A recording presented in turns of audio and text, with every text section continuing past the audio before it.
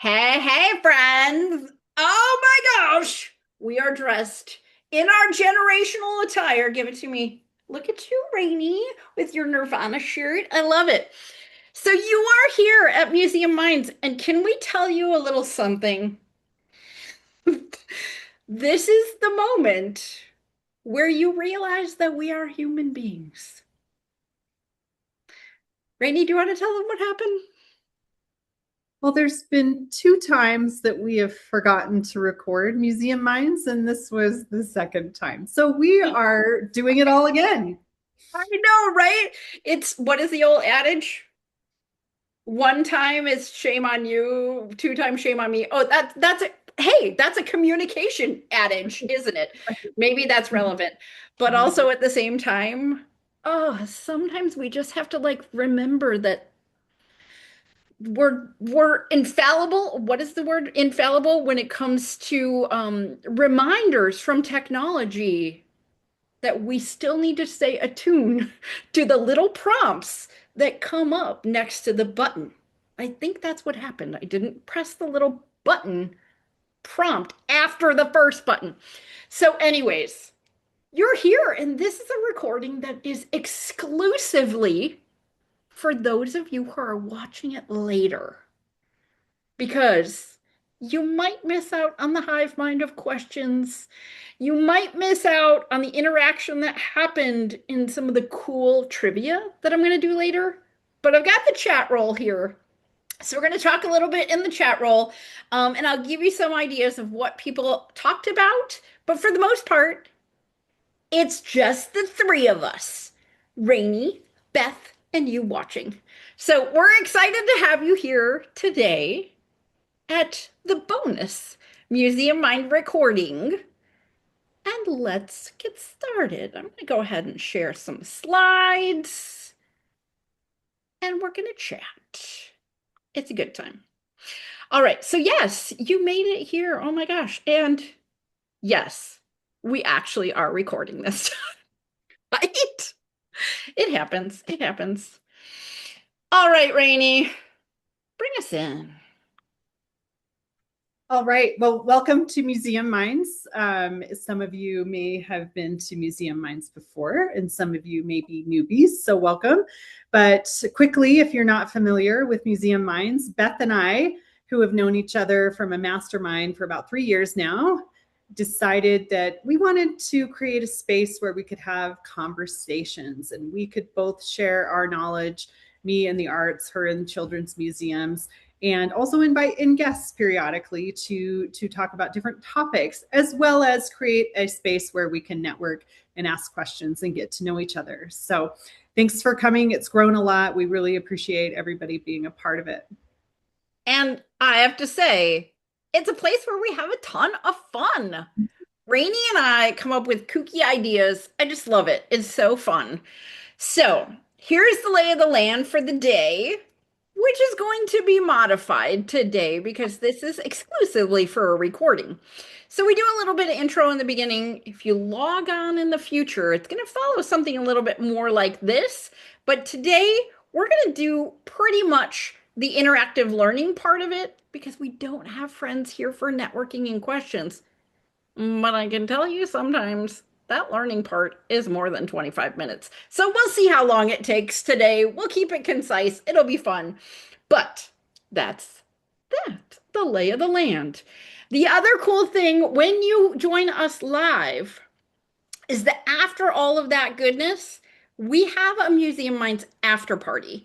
It's exclusively or sorta for the people who are in our communities, Museum Leaders Academy and Art Meet Strategy. Those are our professional communities that we both host, and we want to have just a little bit more after the call for our members to be able to learn, interact with us a little bit more, and to ask about the topic or to ask our guests their own questions.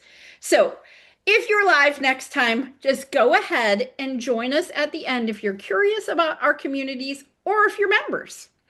So, there we are. That's the day.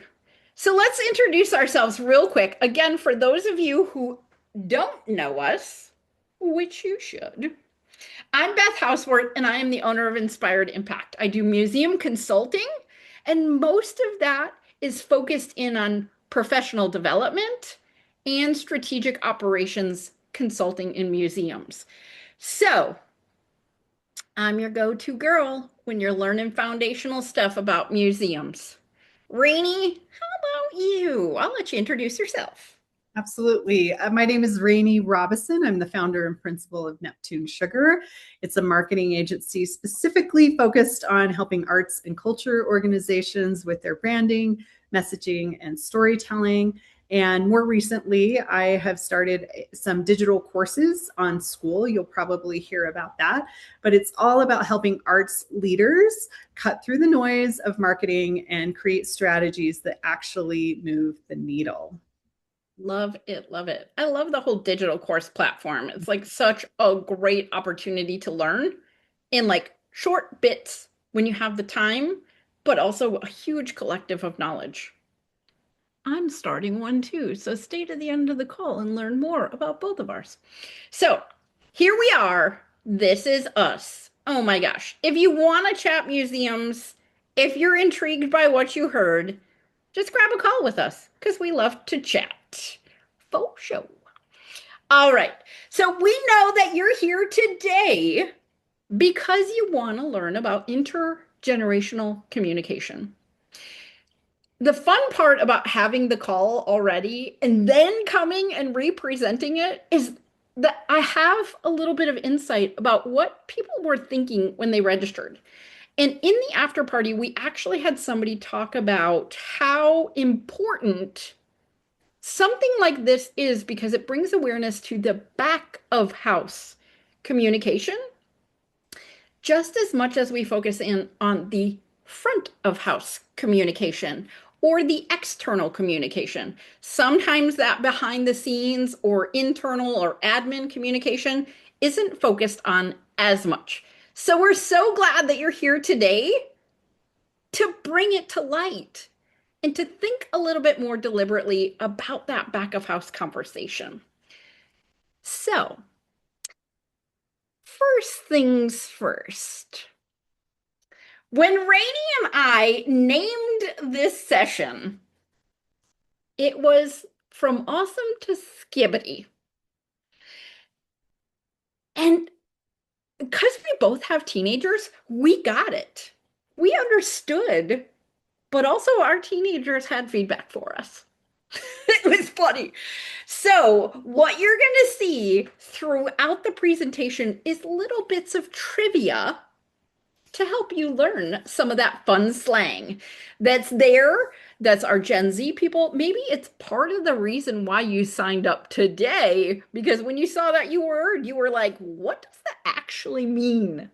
So here's our first trivia. Trivia. What does skibidi mean? I posed this question inside the recording, and here's a few of the responses that we got. I don't know. Does it have something to do with a toilet? I thought there was some sort of connection. One of our responders said, well, I'm just catching up on 6-7. Way to bring it in. Someone says, I have no clue. Another person says, it means cool. It means got me. It means nothing, but it can be whatever the sayer intends. It means brain rot, as they say. It's gibberish. Oh my gosh. There were so many cool answers to just this one. So, of course, I Googled it because I needed to know what Google said skibidi is. It is a nonsensical slang term, like an adjective cool, bad, weird, or nothing at all, depending on the context. It is a filler word. So, yes, we had some people in the chat that were right. And now you're going to be right too. So, all right. So, starting off, think about one word that describes communication in your work right now. So, oftentimes, in an effort to change something, you have to name what it is. How does it feel inside? So here's the thing. What is the one word that describes communication? In the chat roll, again, we see busy, overwhelming, chaotic, unintentional, regular, siloed, spotty, compassionate. There's a different one. Blue sky. Hmm. Someone says, I agree with the regular. Another siloed. Siloed is a great word, someone else says. Oh my goodness. We're seeing a lot of repetition here, aren't we? Oh my goodness. So I understand that you're here because those words are not super positive. They don't say seamless. They don't say smooth. They don't say fantastic. So let's think about generational communication. Right here, every generation thinks they're being clear.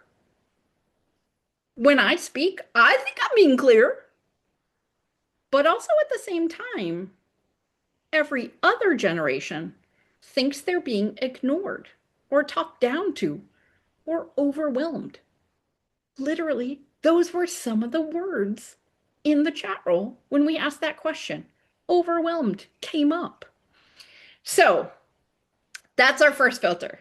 We have to understand that oftentimes we think we're clear, but how the recipient is receiving our messages comes with this kind of skewed perception that people are being ignored or talked down to or overwhelmed.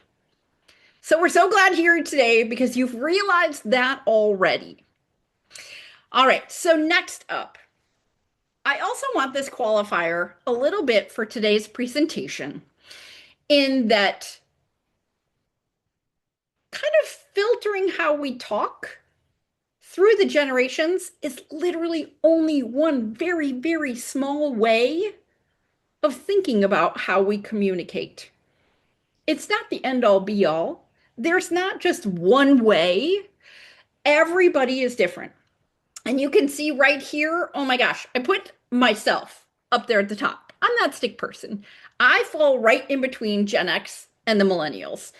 I am in that 47-year-old range, and it's right at the end of Gen X, right at the beginning of the millennials. So I'm kind of stuck in the middle there. But when I talk to other people, if you follow a line and I say, okay, I would like to talk to somebody who is Gen Z, you draw a line over to Gen Z. Well, then once you realize that person is Gen Z, then you start thinking about what are their preferred learning styles. Because I'm an educator at heart, and that's my training, I think about that. Visual, auditory. Maybe they're a reader or writer. Maybe they're a kinesthetic learner. There's lots of different ways to deliver messaging based on someone's learning style. Okay, so if I go and I say I'm talking to a Gen Z person who's a bit more of an auditory learner, okay, I'm on the right track. Well, then there becomes this cultural background. Lots of communication between the generations is different with different cultures. So then there's that qualifier. Maybe I'm connecting the dots to a purple dot down there. Well, then there's the personal beliefs and preferences. And holy smokes, look at the confetti down there. There's so many different ways. So I put this image up here pretty much just to let you know and to remind you that thinking about generational filter or generational mindset or these neutral stereotypes and things like that is only just one way to think about communication between the generations. So, with that being said, we're so glad you're here to get an idea of how we can be thoughtful about the way that we speak. It's not a prescription. I don't have the golden ticket, but it's so, so good that you are aware and you're ready to learn. So, here we go with the generations. We talked in the call, and a couple of people said, I'm not quite sure. I think I'm considered a millennial. And like me, I'm kind of in the middle there. I'm right at the end of Gen X, like I said, just 1 year. So I would be considered like a baby Gen Xer or a grandma millennial, because I'm just there at the edge. I feel like I have characteristics of both, honestly.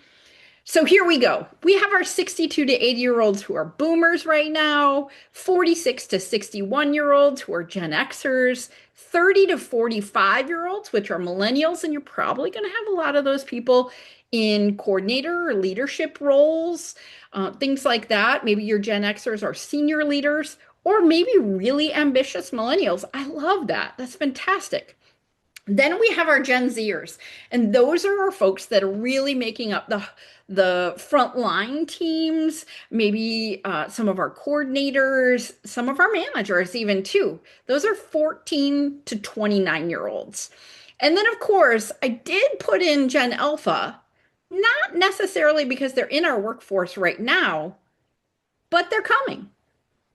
And so there's a slide that referenced them a little bit later.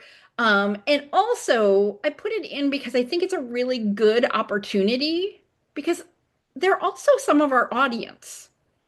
So just thinking about their motivators and ways of communicating and sometimes the assumptions that we have about them is good.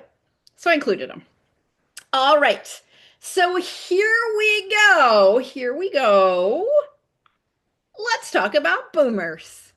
All right, so here we are. If you think about a boomer, you're probably thinking around that age of Oprah. Can you believe she's 72? Holy smokes. I used to watch her like when I was in high school. Was I in middle school even? I can't even remember. But it seems like she's been around for a long, long time. She's 72. And that generation really has those characteristics that surround relationships and respect. Their motivators are loyalty and contribution. They're really about being seen as experienced and valued. They've lived a lot of life. They are those people that have gone through a lot of things and tried and failed and all these things. So they are wanting to be known as experienced and valuable to where they're at. They also have very strong professional relationships. Remember, these are the people that grew up before technology was a norm. They didn't grow up with smartphones, things like that. So you'll start to see that that influences their communication styles. All right, so coming up, this is actually something that I stole from Rainey's old presentation. We did a presentation, my goodness, it was like 2 years ago that she talked all about marketing to the generations. And she talked about kind of what the values of the generations are and how to kind of tap into different avenues of marketing to address different generations. And she put together these great word clouds, all based on values. So I wanted to share them again because I think they're really great. So when we think about boomers, they are hard workers. See how big that word is right in the beginning? Right in the middle? Respect, loyalty, stability, success, education, discipline. All of these things are considered boomer values. And I think it tracks. It really does, for sure. So then, when we start to think about these folks and the way that they communicate, yes, it's a bit different from the other generations. Again, remembering that they grew up without technology, without the smartphones. And here's Tom Hanks. He's 70 now. Can you believe this? But he is in that generation that prefers phone calls and face-to-face conversation. They're definitely people who focus in on how you deliver the conversation. What is the tone? What's your body language? That's what matters just as much as what you say. It's the how you say it that also holds a lot of weight. So there's that. And then they're the storytellers. Oh my gosh, just last month we had a whole session about storytelling, and these were the originators. These are the people who do it so well. They can tell stories, and they're doing it because they want to teach. They want to talk about those experiences, remember, valued and seasoned experiences. They're not just rambling, there is a point to it. They want to talk, they want to teach. But then also at the same time, this boomer generation can be a little misread as resistant to change or overly formal. Hmm. It's a different way of being raised. They came up in a different time in the world, and that's to be understood. Absolutely. So, we're going to go through each one of the generations just like that. We're going to talk about motivators, do a little word cloud, and then we're going to talk about communication. And in between those, oh my goodness, I'm going to do a little bit of trivia. I hinted to it before with Skibidi. Here's our first one. Here it is. What is low key? Low key. Oh my gosh, when we were on the live call, the chat just rolled in. Oh my gosh, it was so fun. People would say it means subtly, mildly, kinda, a little, no pressure, under the radar, not a big deal, for real, chill, not an extreme, on the down low. I loved it how on those responses you were starting to see the generational equivalents to these words. It was so cool to see how these type of descriptors have been around for a long time, but each generation says them a little bit differently. So what is low key? They were right. Secretly, slightly, or understated.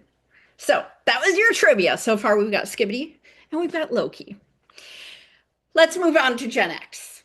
All right, here is Leonardo DiCaprio. Oh my gosh, how many of you remember so many movies with Leonardo DiCaprio? He's now 52 years old, and that is crazy to me. Oh my gosh, he's really not that many years away from me. So, the Gen X generation really is focused in on efficiency and autonomy. Their motivators are all about independence, competence without micromanaging and respecting time. Oh my gosh, these are the checklist people. I have that. I am that person. Oh my gosh, I love a good checklist.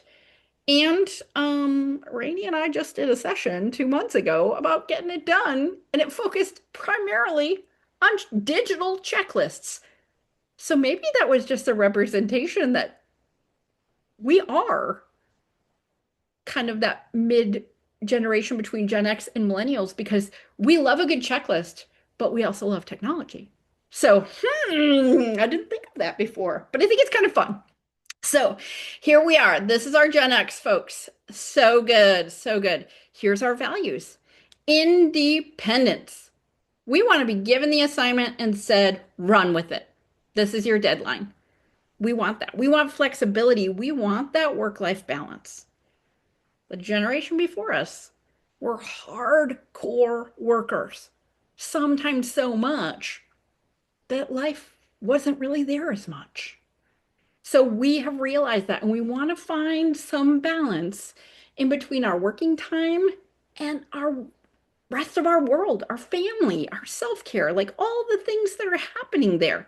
So that's what Gen X is all about. Now, how do the Gen Xers communicate? Short, direct, task-oriented. Here's our checklist. Here's Jennifer Aniston making a little checklist right with us, right? It's about asynchronicity, being preferred when possible. Can I have my own autonomy? Can I do this on my own and report back? Because I want my independence. I want to be trusted, but also I'm going to do it on my time when it works best for me. And they prefer meetings that are to the point. If you've ever had somebody in the office that says every meeting should have an agenda, they're probably a Gen Xer. I'm that person. I want to know what the meeting's all about. When we talk about these things, we tell you up front, this is what we're going to talk about. And we give you previews about what the call is going to look like. We want meetings to have a point. If it's a brainstorming meeting where it's going to go all over the place, let us know in advance it's a brainstorming meeting and to bring our ideas. Yes, absolutely. But Gen Xers can often be misread as disengaged or cynical. I know that that has been something that's come up in the past for myself, for my friends, things like that. Sometimes that's just a misread because we want to get to it, things like that, or we want to be independent. So that's our Gen Xers. Think about those things when you're communicating with that age range. What was it again? 46 to 60-ish. All right, time for trivia. Time for trivia. Cap, no cap. Here's another one of our slang words. What could that mean? Oh my goodness. Hmm. Hmm. Here's some things from the chat. It means lie, no lie. Somebody says, I have no clue what that means. It means no doubt. It means hat or no hat. Hmm. It means no lie. I'm pretty sure cat means no lie. It means certain. It means for real. Oh my gosh. Someone actually said, no cap, this soup is hot. Awesome. They must have been eating lunch during the call, right? So, what does cap, no cap mean? Let's talk about it. It means a lie.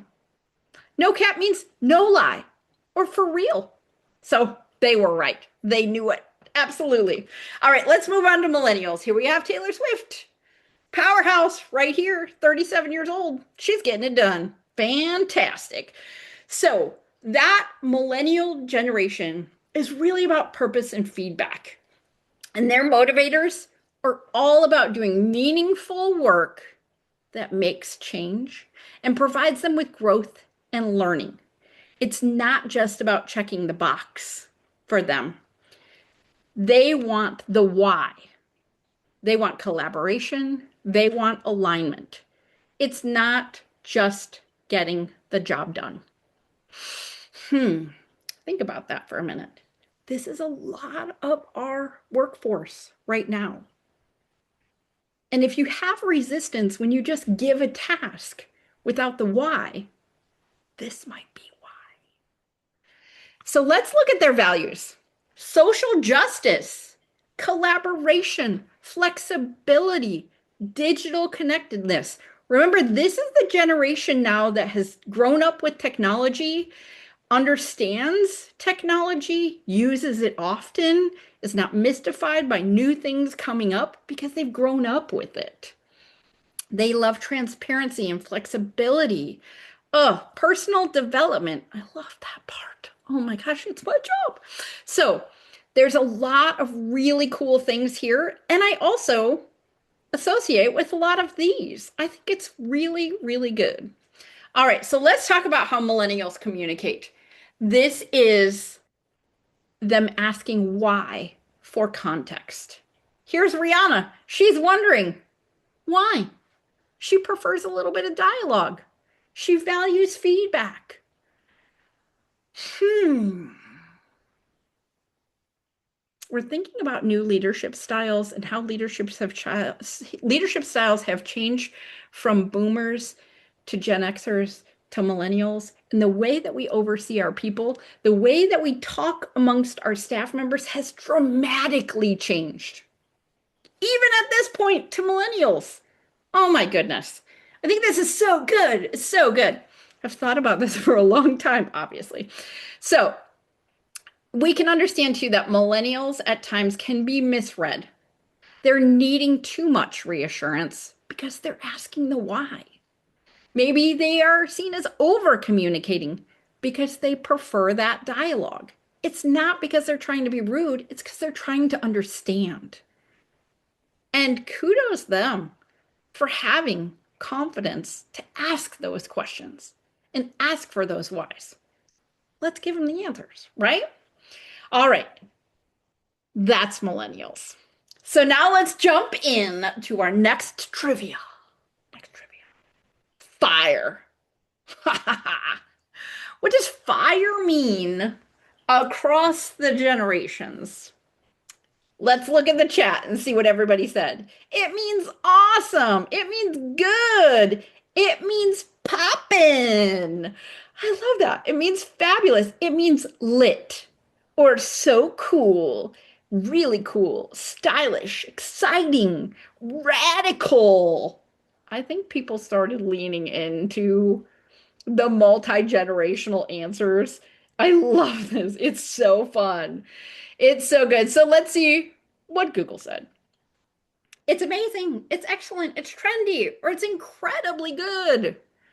Rainey and I, before the call, we talked about the fact that our fits were fire.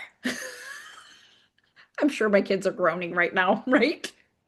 But it's a fun one. And I think we're okay to use that one. So let's move on to Gen Z. And I think this is probably one of those generations that may have brought about the reason why you registered today. Because a lot of our frontline teams, a lot of our newer employees are Gen Z. And they're the people who are just getting started in the workforce. They may have been in the workforce for a little bit, but they're having their first new leadership position. Or maybe it's their first time supervising staff members. They're up to that 29-year-old range. So they're still just getting starting and learning the foundations of what it's like to be an employee. So let's think about their motivators. They're all about clarity and sustainability. They're all about mental health and boundaries. There's a need for authenticity and for them to literally be their own person. I love that. When I was this age, I was scared to be an individual. There wasn't a lot of colored hair. We didn't have people showing up with purple hair for a job interview when I was that age. And the fact that people can do that today and we hardly blink an eye is a win. I love it that people can really truly be themselves. It's so good. So, this is what Gen Z has brought us, that need for authenticity. What are our boundaries? Where do we draw the line? I love it. It's great. They're also about skill building and efficiency. They want to learn. I love it. I love it. So here's those values of Gen Z: environmental sustainability, social justice, again, authenticity, digital connectedness, flexibility, diversity and inclusion, mental health awareness, and that entrepreneurial mindset. They're looking about growth. Fantastic. Love it. All right, so then let's talk about Gen Z's communication. This is how Gen Z communicates. They are concise and documented. They're comfortable with technology, AI, automation, second nature to them. These are also some of those that were in those younger years during the pandemic. So they got thrown into digital learning very, very quickly and have no problem with it. They also have clear start and stop expectations. That was referenced earlier about boundaries. They know when it's too much or just not enough to put the effort in, right? The unfortunate thing is sometimes they are misread as entitled or a bit blunt. When someone knows their own boundaries, yeah, they can seem blunt. But also, I'm glad they know their boundaries, right? All right, so that is Gen Z, my friends. Take that with some thought when you're talking to that newest generation of professionals in our museum settings. And now it's time for trivia. The last one that we have is a baddie. All right, so what does it mean when you are a baddie? And I can say that our call today was filled with a lot of baddies. My collaborator is a baddie. It's so good. It's so good. Let's see what was in the chat. Someone who's cool, a cool girl or a cool person, someone who's confident in their presentation. It's another way of saying you look so good. Someone who's confident, fine, extremely good looking. Absolutely. Absolutely. Let's see what Google said. A confident, stylish, and attractive woman. I would imagine you could use this for any gender. Because if you're given a compliment saying you are confident and stylish and attractive, so good, you're put together. Maybe they're even a little badass. I love that. It's so good. It's so good. And I have to say, because we need it on the recording, one of our friends that was in the call said, no cap. All y'all museum baddies are fine AF. I love it. I love it. It's so good. It's so good. All right, one last one. Here's our Gen Alpha folks. Again, like I said, probably not in the workforce just yet, but here are their qualifiers. Visual, immediate, values first. Their motivators really are about belonging and inclusion, creativity and self-expression, wanting immediate feedback and visual impact. This is the technology crew again coming in.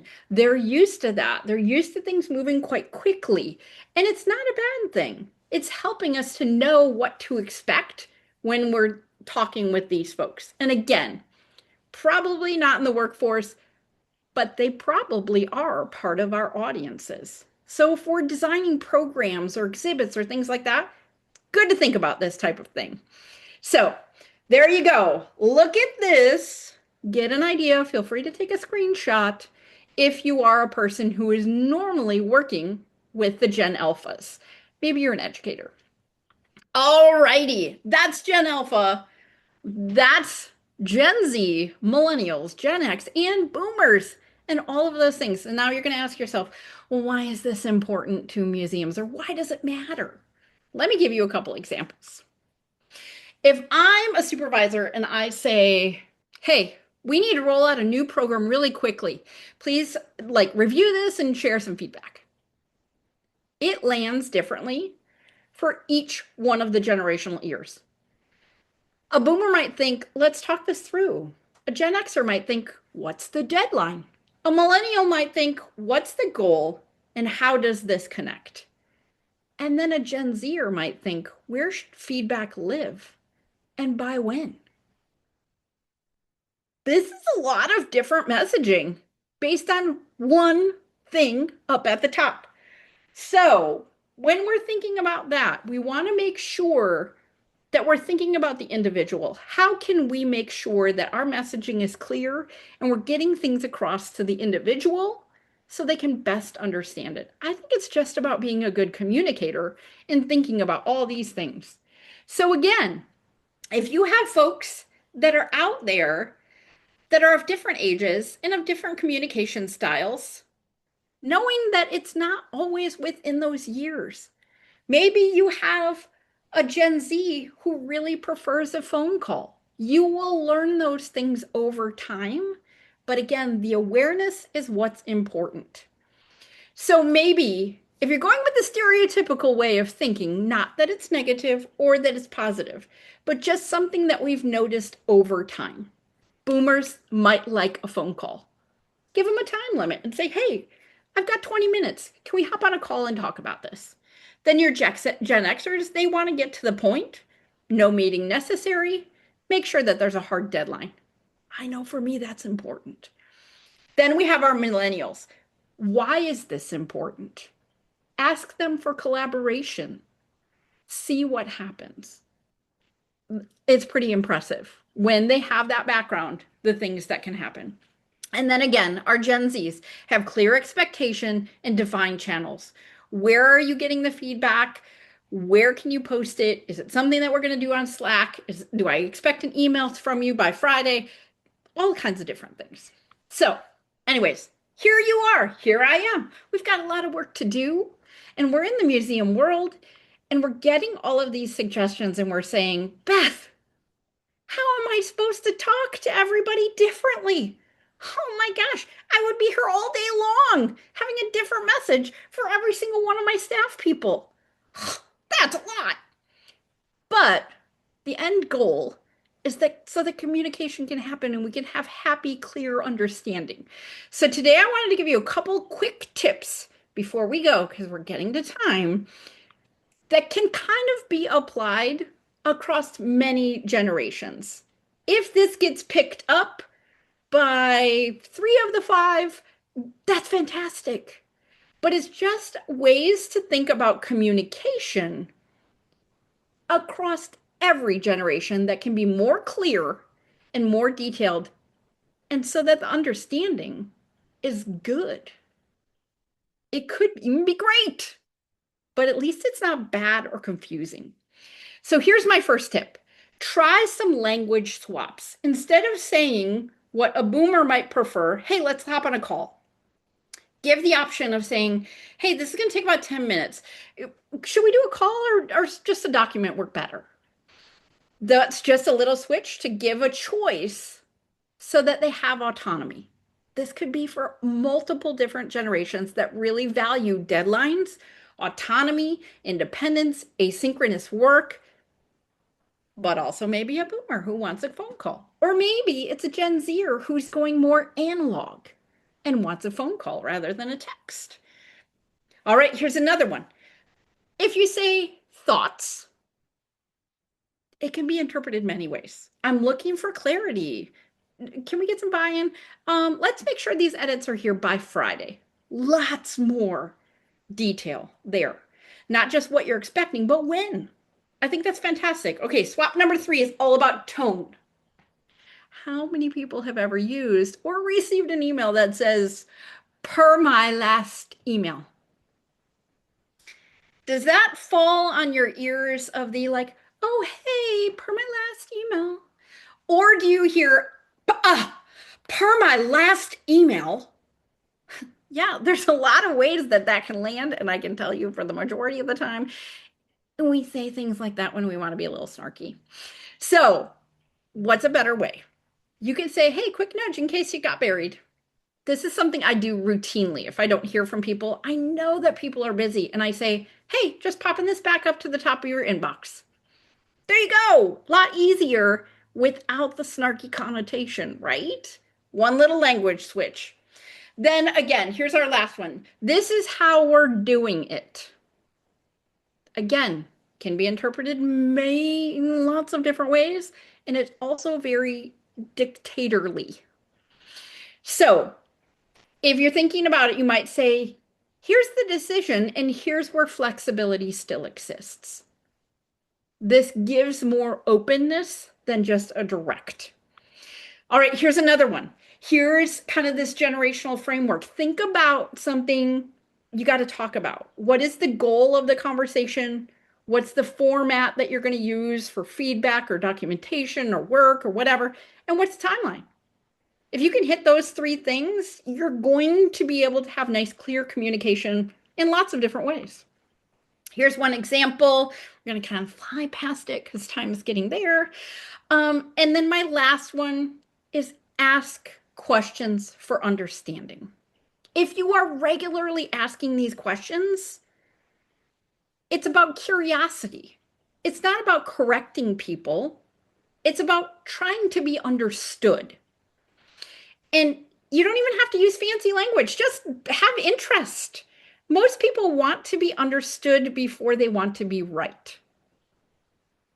When I read that one the first time, I was like, what?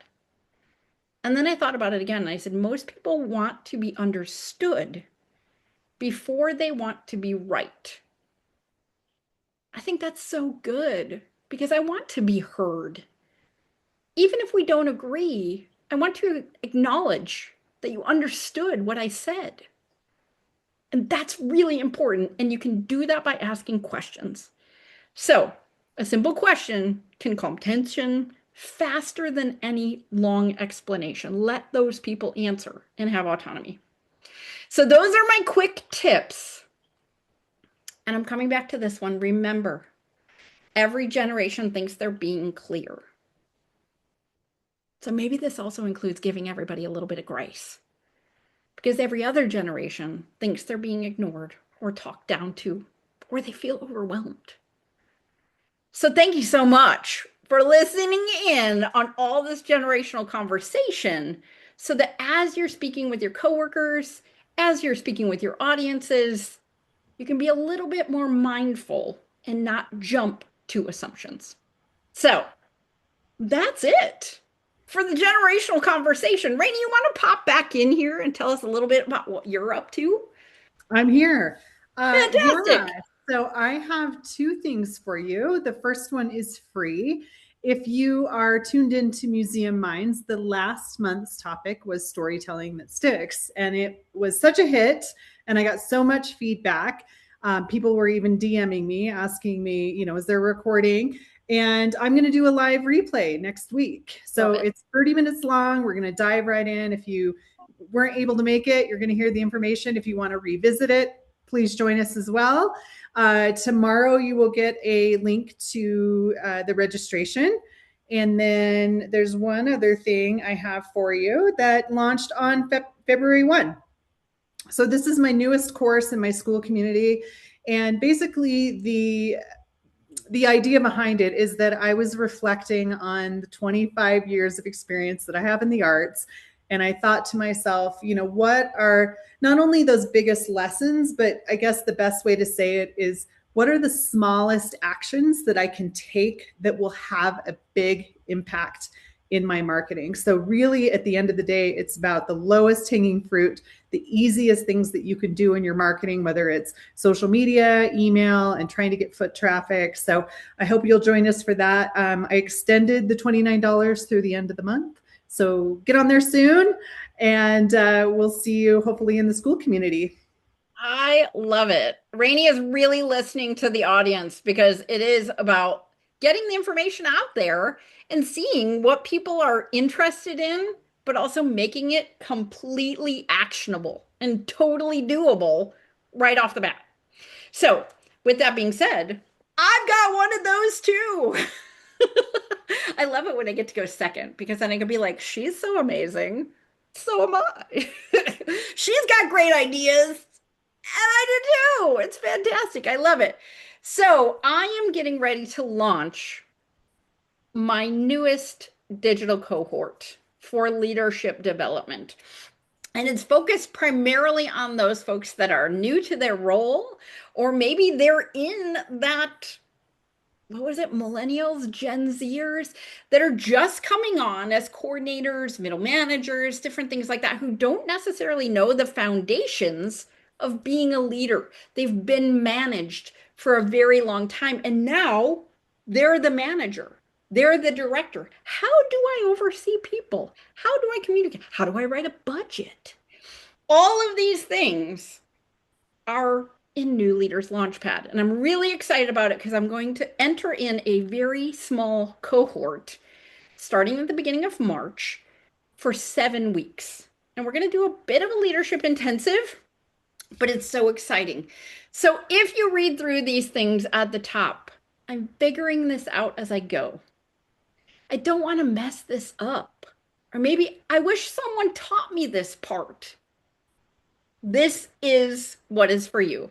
So, literally tomorrow, by the time you get this email with this recording, February 13th, tomorrow, I'm having an information call.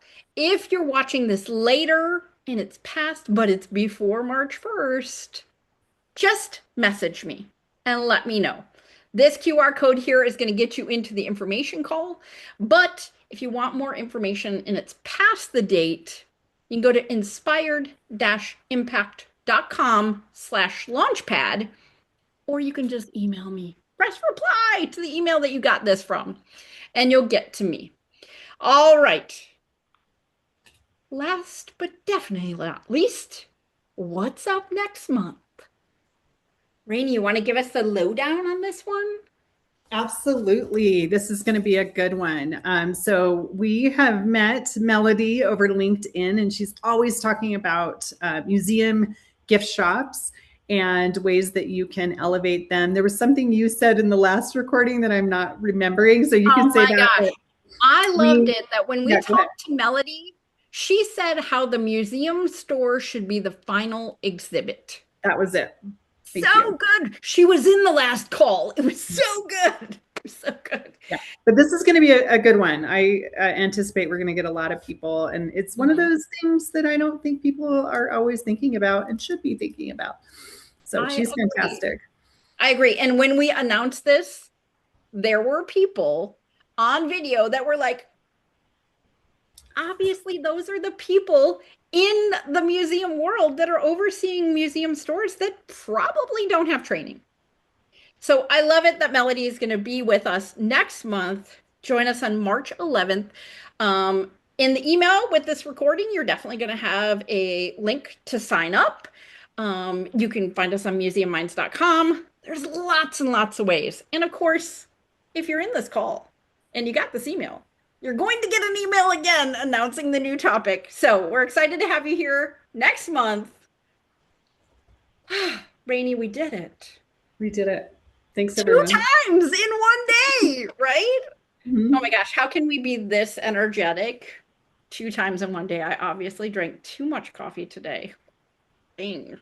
Did great. But we're so glad that you are here to watch the recording. We're so glad that you come again and again to Museum Minds and find really good stuff. So if you have any questions, just hit reply, ask some questions of us. We're always here to chat. Thanks so much for coming to Great. Museum Minds today. Thanks, everyone.